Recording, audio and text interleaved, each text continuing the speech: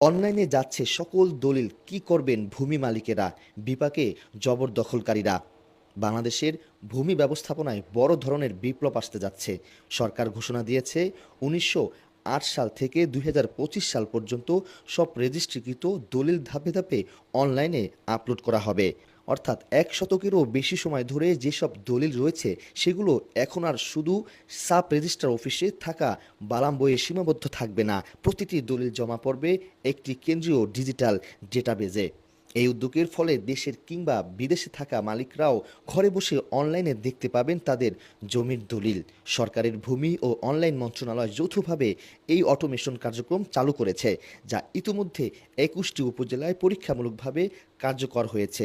আগামী ২০২৫ সালের জুলাইয়ের মধ্যে দেশের সকল সাব রেজিস্ট্রার অফিসে এটি চালু হবে বলে জানিয়েছেন কর্তৃপক্ষ। কি করবেন জমির প্রকৃত মালিকেরা? যাদের মূল দলিল এখনও অনলাইনে দৃশ্যমান নয়, তারা সংশ্লিষ্ট জেলা রেজিস্ট্রার অফিসে গিয়ে নির্ধারিত ফি দিয়ে দলিলটি স্ক্যান করে আপলোড করাতে পারবেন। বিশেষভাবে সতর্ক করা হয়েছে দালালদের মাধ্যমে না করার জন্য, কারণ মূল দলিল হারিয়ে গেলে বড় বিপদে পড়তে হবে আপনার।